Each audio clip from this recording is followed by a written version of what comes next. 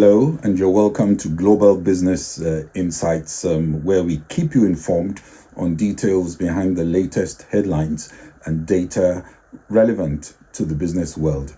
Traders saw a higher chance of an interest rate cut by June after the latest employment report included notable revisions to December and January non-farm payrolls. Analysts saw the probability of a 25 basis point cut through June was up to 58.8% from 57.1%. Senior market analyst Lukman Otunuga will be breaking down the report for us and what it means.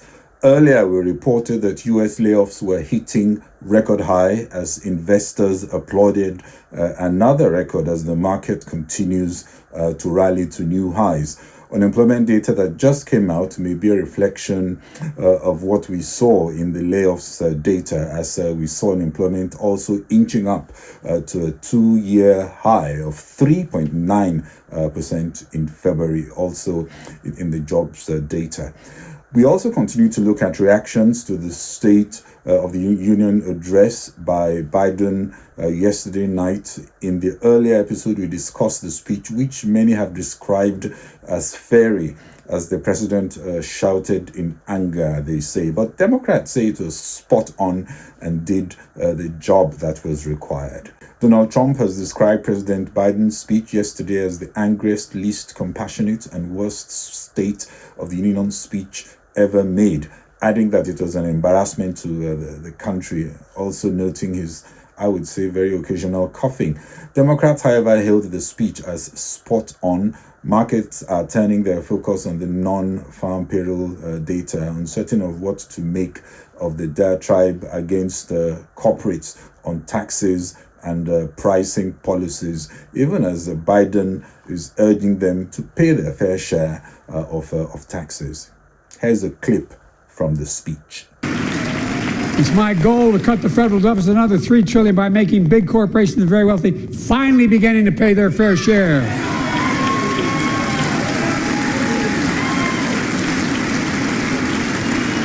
Look, I'm a capitalist. If you want to make or can make a million or millions of bucks, that's great. Just pay your fair share in taxes. A fair tax code is how we invest things to make this country great. Healthcare, education, defense, and so much more. But here's the deal. The last administration enacted a $2 trillion tax cut, overwhelmingly benefit the top 1%, the very wealthy and the biggest corporations, and exploded the federal deficit. They added more to the national debt than any presidential term in American history. Check the numbers. Folks at home, does anybody really think the tax code is fair? No. Do you really think the wealthy and big corporations need another $2 trillion tax break? No. I sure don't.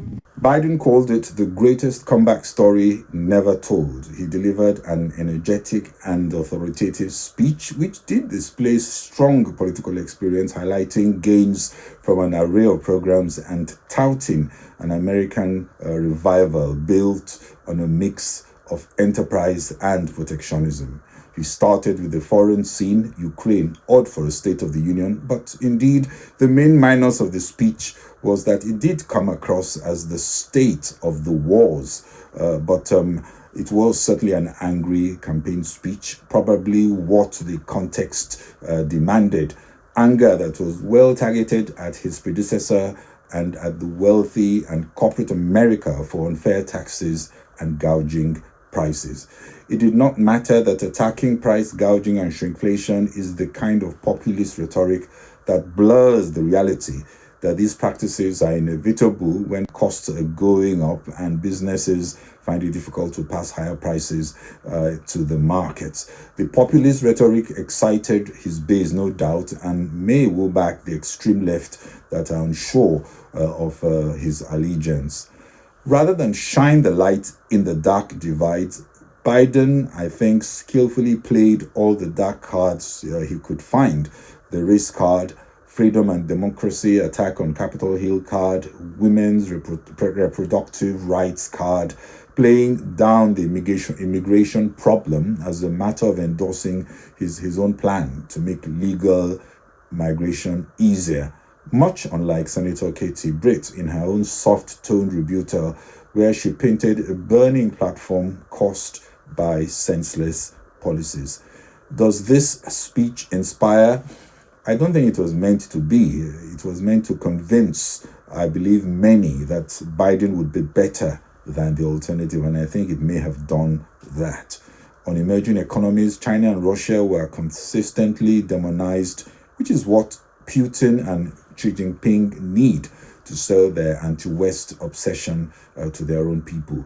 Africa was not mentioned, not even once. The West obviously have other things on their plate. And like I've always said, Africa needs its own vision to push its own agenda and direction. It also needs its own leaders to show more passion and anger against poverty, unemployment, weak economic growth, weak governance, and of course, corruption. Pushing an aggressive response on AI and new technologies. And Africa also needs to be bolder in pushing a different perspective that protects its own interest.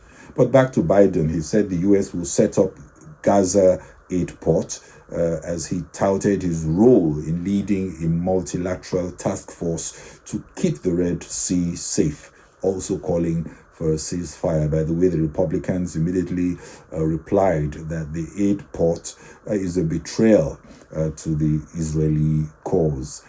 I must add that America seems to enjoy, especially Biden's America, seems to enjoy a more leading role as global police, co-opting NATO and an economically weak Europe.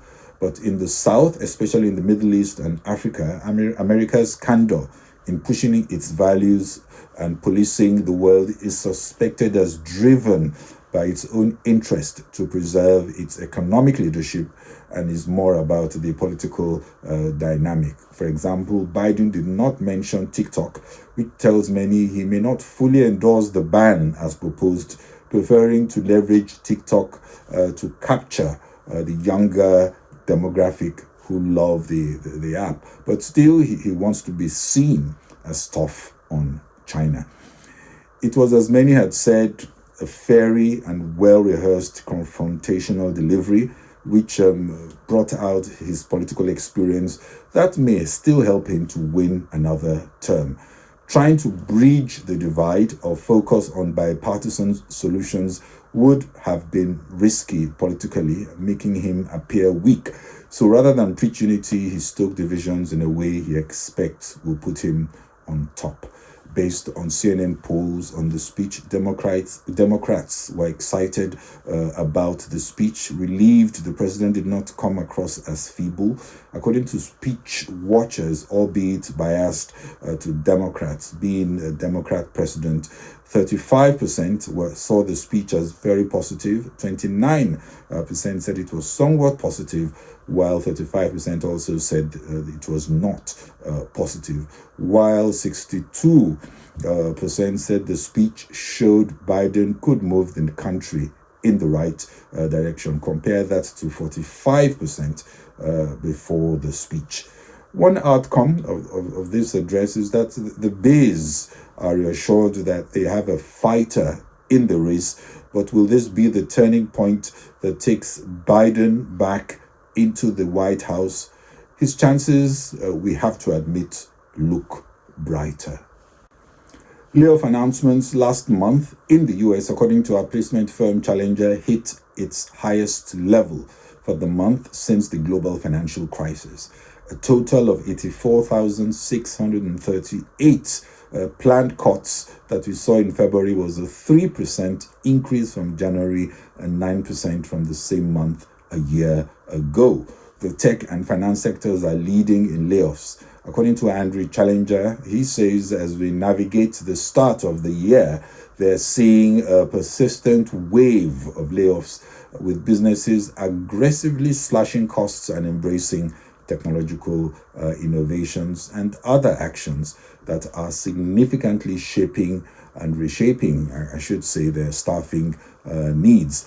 The layoff numbers are not showing in weekly jobless claims, suggesting unemployed workers may be able to easily find new positions. The survey also suggests that companies are citing restructuring as the main reason. Artificial intelligence has been cited for only 383 cuts, but we expect that to increase, even though technological updates account for 15,000 reductions. Markets like job layoffs as it tends to produce better returns. Looking at non-farm payrolls just out, senior market analyst Lukman Otunuga takes us through what the data is saying and how analysts are reacting to the latest numbers, as well as what has been driving markets as the week ends. It has been another phenomenal trading week for global equity markets. European markets and US equity futures have notched new record highs on dovish comments by Fed Chairman Powell earlier in the week, and the US jobs data this afternoon, which have cemented expectations around lower US interest rates. Although the US economy created 275k jobs in February, which is well above market expectations, the unemployment rate jumped to 3.9% from 3.7%, while the hourly earnings were weaker than expected, reinforcing the argument around low wage growth.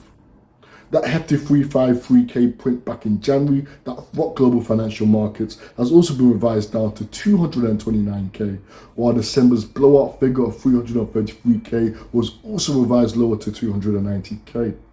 So essentially, that's a combined 167k jobs lower than expected between December and January, reinforcing the weakness in the US labor force. The S&P 500 is up over 8% year to date, while the Nasdaq is up almost 9% and the Euro stock has gained 10% since the start of 2024. These moves follow a weaker inflation forecast from the ECB on Thursday that reinforced bets that monetary policy easing will begin in June. Federal Reserve Chair Jerome Powell also suggested that the Fed is getting closer to the confidence it needs to start lowering interest rates. So essentially, the Fed will act in summer, and these bets are fueling the rallies seen in equity markets. But the question is whether this rally is sustainable.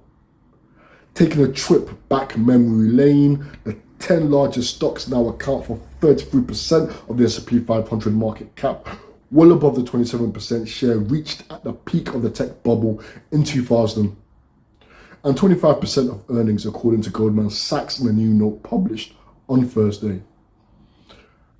With the US presidential elections later this year and other geopolitical risks bubbling, a wave of risk aversion could end this bull party. I think it's worth keeping in mind that Trump's possible victory could be accompanied by controversy with his proven protectionist trade stance, straining US-China relations. However, markets may cheer a renewal of his tax cut policies. Nevertheless, this is still a couple of months away with other factors at play, most likely to influence stock market. On top of this, much of the rally is based around the Fed actually cutting interest rates. Signs of still sticky inflation or positive data from the US may reduce pressure from the Federal Reserve to act. According to the Fed Fund futures, right after the US NFP was released, traders are pricing a roughly 30% probability of a 25 basis point cut in May, with a cut fully priced in by June 2024. If these odds change and markets start pushing back Fed cut bets, then it could limit and even end the bull party in equities, triggering an unwelcome return for bears. In the meantime, the path of least resistance for US equities points north for more record highs on the horizon. Thank you. Well, that's it from me on Global Business Insights. This is Bode Oshosami. If you enjoyed the program, please share and kindly follow on Facebook and LinkedIn. Subscribe on YouTube and X. Thank you very much for watching and following. Have a great weekend. Bye-bye.